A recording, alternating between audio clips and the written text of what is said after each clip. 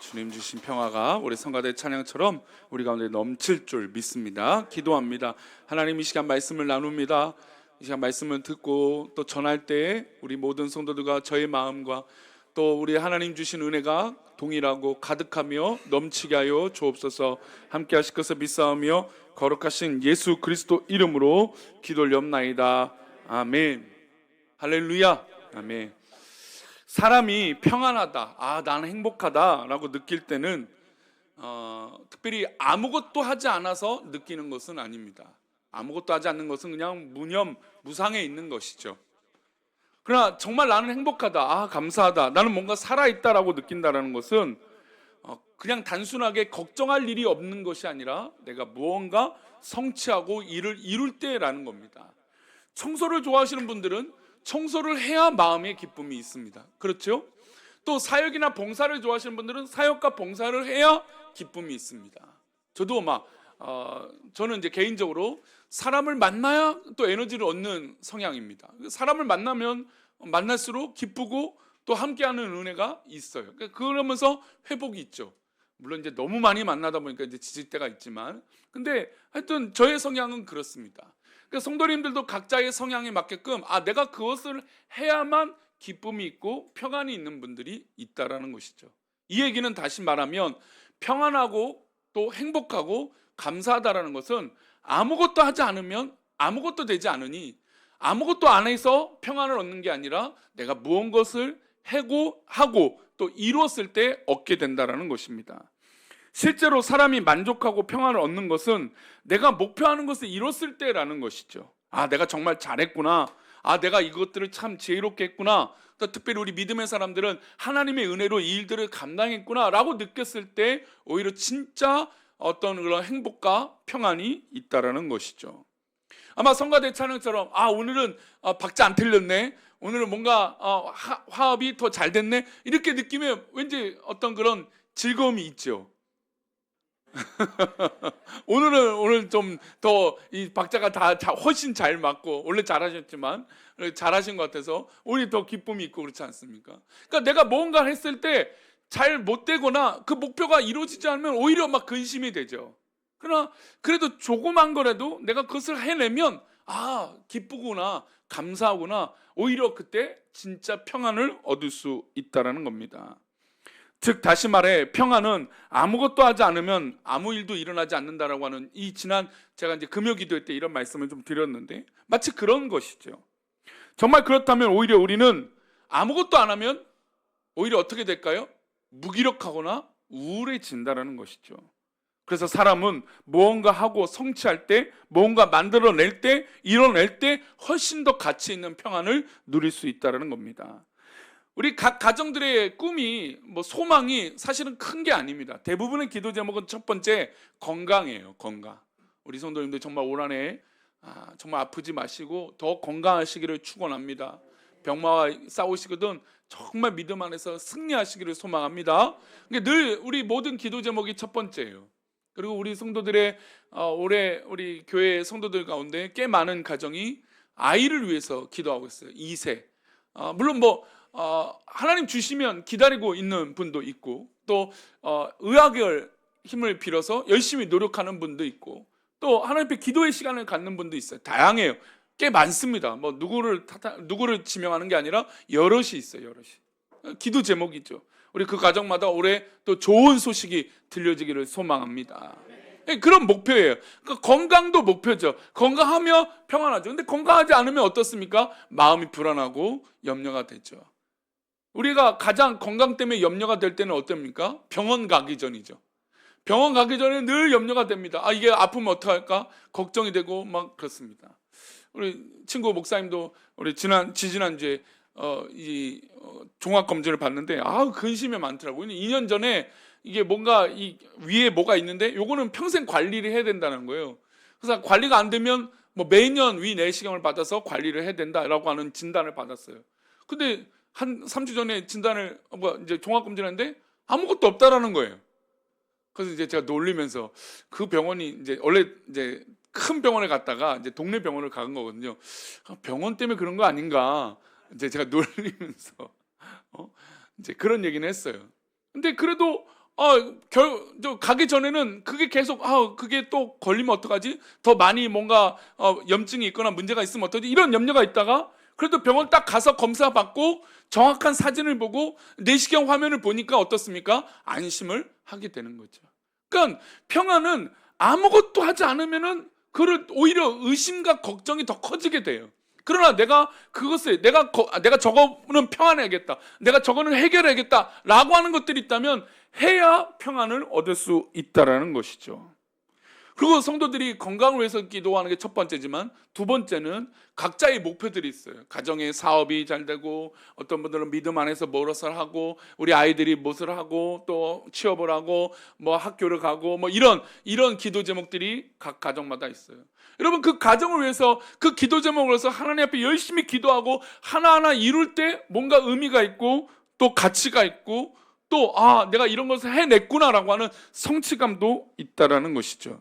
우리 모든 성도들이 올 한 해 기도하고 있는 기도 제목이, 물론 제가 한 주간 저희 가정이 기도한다고 해서 물론 딱 하고 이루어지면 물론 좋겠습니다. 저는 그렇게 기도할 거예요. 하나님, 이 기도 제목 하나하나가 주의 뜻대로 정말 빠르게 응답되어 주옵소서. 아멘이 한 5분 정도밖에 안 하는 기도 제목 카드 내신 분들은 그 기도 제목 하나하나가 정말 속히 이루어지기를 축원합니다. 아멘. 저희 그렇게 기도할 거예요. 그러나 하나님께서는 때를 따라서 우리에게 그렇게 길을 주시잖아요. 언제는 빠르게 주시기도 하지만 때로는 오랜 시간 동안 우리에게 기도의 시간을 허락하세요. 여러분, 그 시간이 괴로움의 시간이 아니라 하나님 앞에 소망이요 믿음의 시간들 되시기를 소망합니다. 그 목표를 이루기 위해서 기도하는 거죠. 목표를 이루기 위해서 기도하니까 내 마음이 뭘 얻습니까? 평안한 것이죠. 어떤 분들은 염려만 해요. 말만 합니다. 여러분, 말만 한다고 그 염려가 사라집니까? 안 되죠. 그 염려를 해결해야 그 염려가 사라지고 평안을 얻게 되는 것입니다. 만약에 우리 성도들 가운데 우리 목표를 이루기 위해서 여러 가지가 있겠죠. 어떤 분들은 교회 안에서도 뭘 이룰 때 기쁘다고 합니다. 예를 들어서 전도를 해요. 근데 내가 전도 대상자가 있어요. 근데 오랫동안 해도 잘 안 돼요. 괜히 비아냥거리기만 하고 내 약점을 공격하기도 하고 뭘 말해도 이렇게 들으려고 하지 않아요. 그런데 언젠가 딱 해서 하나님의 은혜로 인도되어 있고 복음의 열매를 맺게 되는 거예요.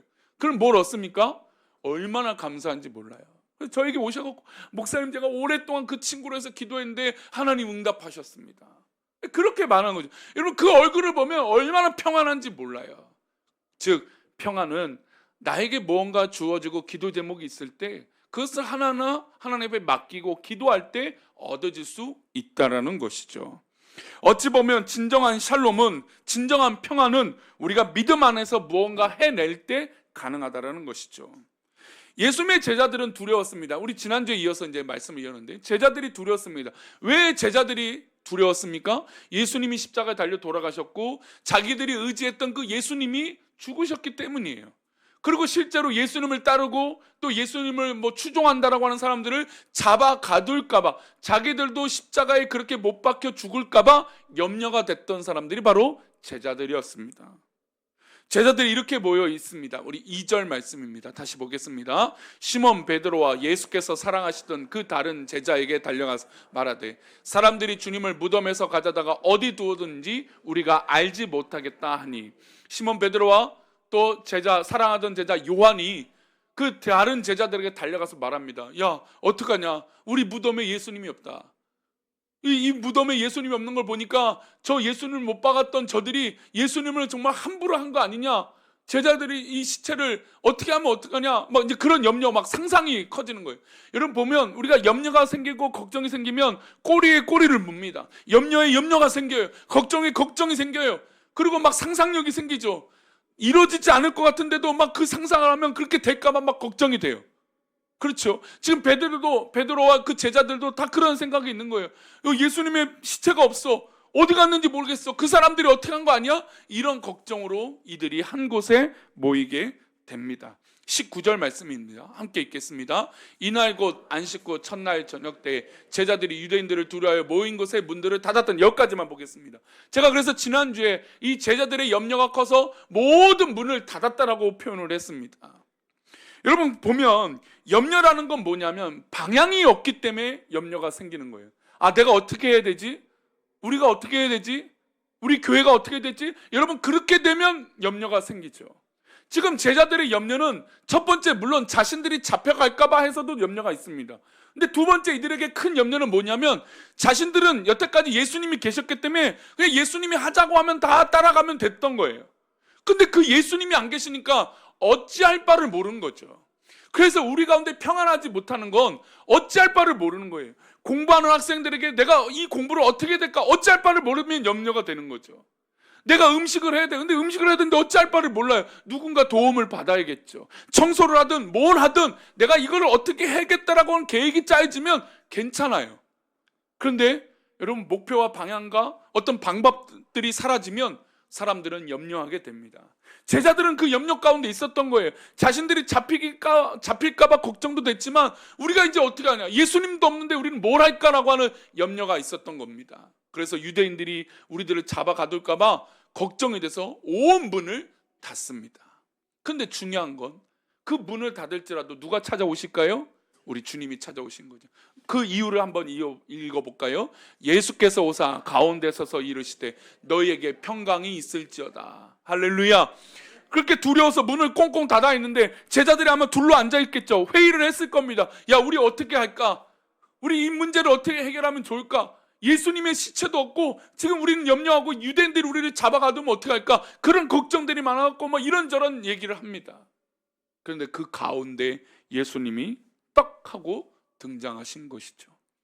여러분, 우리의 문제와 염려의 시작은 바로 예수 그리스도가 우리 가운데 계실 때 시작되어질 줄 믿습니다. 믿음의 사람들은 우리가 고민하고 염려하는 그것들 가운데 예수님이 그 중심에 계실 때 그 문제의 시작이, 해결의 시작이 이루어진다라는 것이죠.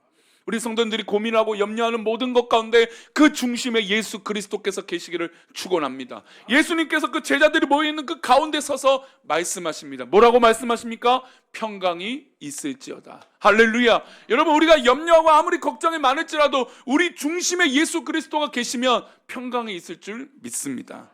이게 바로 우리의 불안과 염려를 해결하는 첫 번째 시작이에요. 우리의 모든 이 염려와 불안감을 해결하는 첫 번째 시작은 예수 그리스도께서 우리 안에 계시는 것이에요. 그것도 어디 주변에 계시는 게 아니라 어디에 계시는 걸까요? 중심에 계시는 것이죠. 우리의 삶의 중심에 예수님이 계셔야 되고 우리의 삶의 모든 터전 가운데 예수 그리스도께서 계셔야 되고 우리 성도들이 고민하고 있는 그 터전의 그 중심에 예수 그리스도께서 계셔야 됩니다.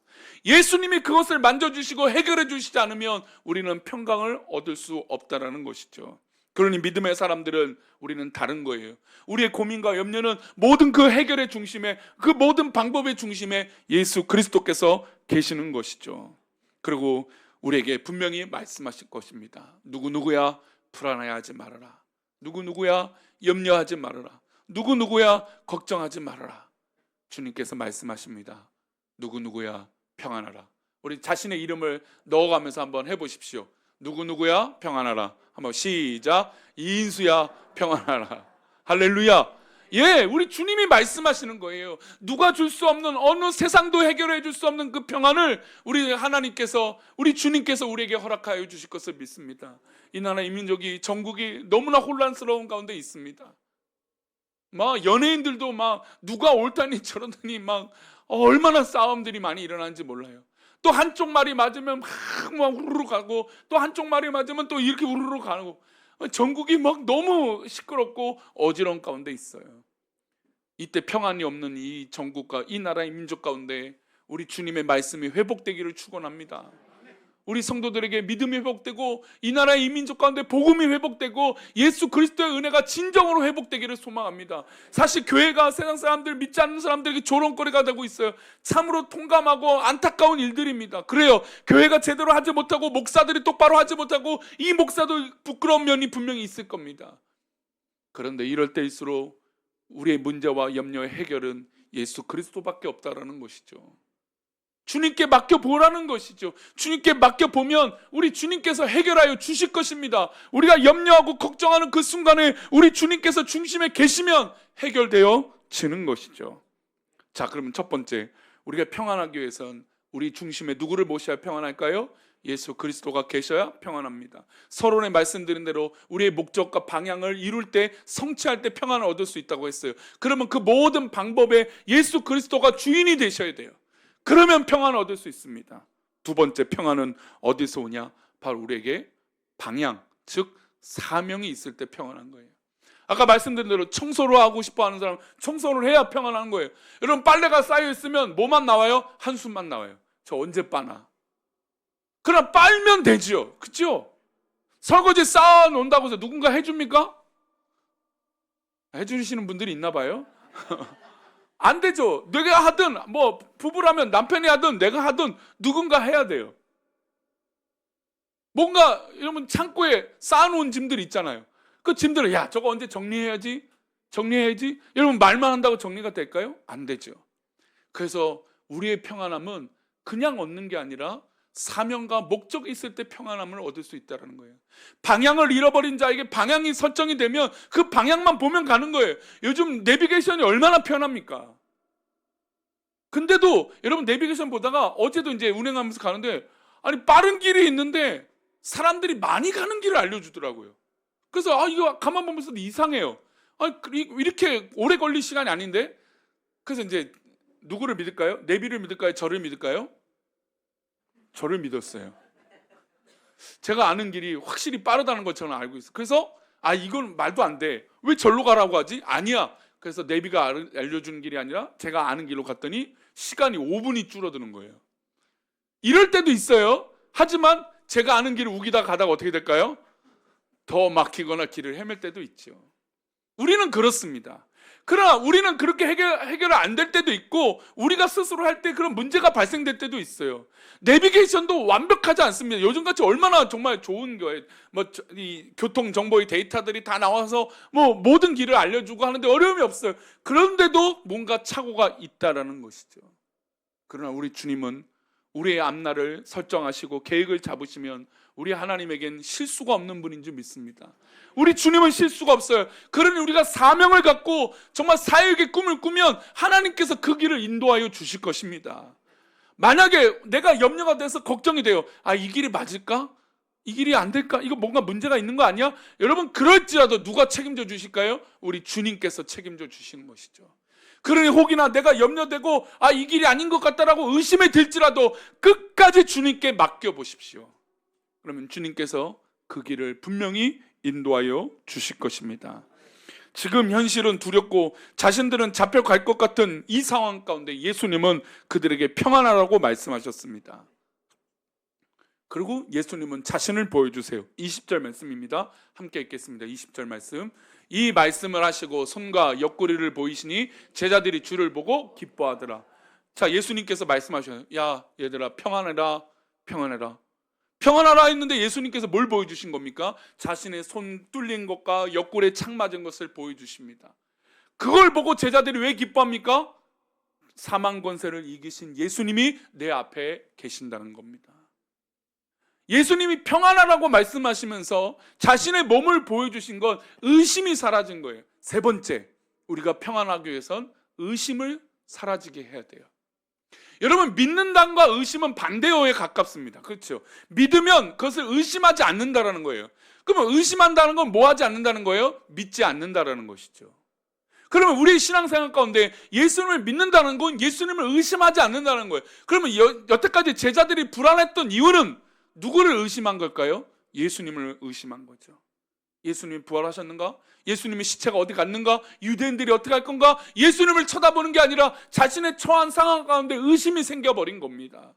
그래서 불안했던 것이죠. 그리고 예수님이 그곳에 찾아오셔서 가운데 서서 제자들에게 말씀하십니다. 평안하라.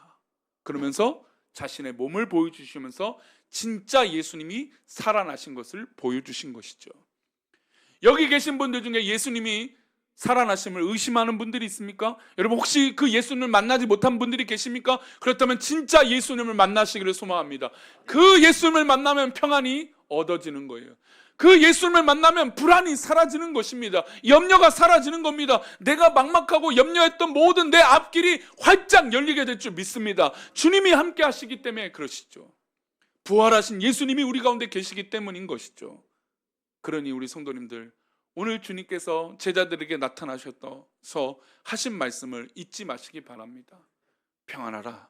그 불안을 사라지게 하시면서 우리에게 진정한 평안을 주시고자 하시는 그 예수님의 마음을 우리 가운데 있어 우리 2025년 진짜 믿음 안에서 무언가 이뤄내고 그 성취를 이루며 그 사역의 기쁨을 누리는 저와 여러분 되시기를 축원합니다. 아멘. 우리 함께 일어나셔서 우리 평화, 하나님의 평강이 하나님 앞에 찬양하겠습니다. 평화, 하나님의 평강.